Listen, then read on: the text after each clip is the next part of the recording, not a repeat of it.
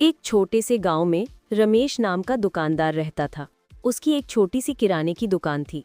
पत्नी गौली बहुत मेहनती थी और उनका एक प्यारा बेटा था गोलू। तीनों मिलकर खुश थे, लेकिन किस्मत ने रमेश पर कर्ज का बोझ डाल दिया था। रात दिन रमेश सोचता, काश कोई चमत्कार हो जाए जिससे ये कर्ज उतर जाए। एक रात दुकान बंद कर वो घर लौट रहा था। रास्ता सुनसान था, चांदनी बिखरी हुई थी।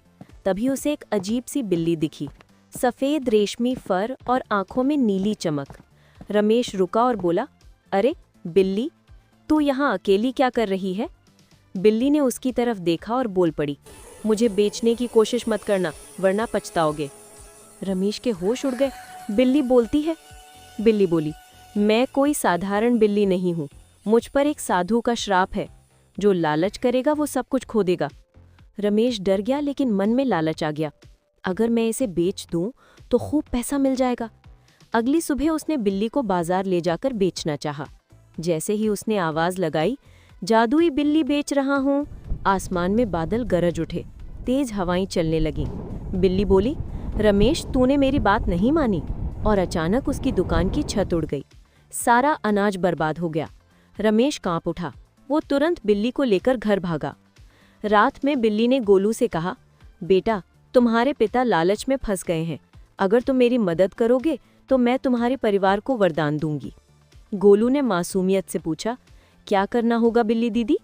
बिल्ली बोली, मुझे पहाड़ी के पार वाले मंदिर में पहुंचा दो, वही मेरी मुक्ति है। सुबह सुबह गोलू ने चुपके से बिल्ली को लेकर निकल पड़ा। रास्ते में जंगल, नाले और डरावनी आवाजें थी, लेकिन गोलू नहीं डरा। जब वो मंदिर पहुंचा, बिल्ली मुस्कुराई और बोली, अब मेरा श्राप खत्म हुआ। धीरे धीरे बिल्ली की देह से रोशनी उठने लगी और अगले ही पल वो हवा में विलीन हो गई। जहां वो खड़ी थी वहां सोने के सिक्के बिखरे पड़े थे। गोलू खुशी से सिक्के उठाकर घर लौटा। रमेश और गौरी के आंसू रुक नहीं रहे थे। रमेश बोला, बेटा तूने भलाई की और सब पा लिया, मैंने लालच किया और सब खो दिया।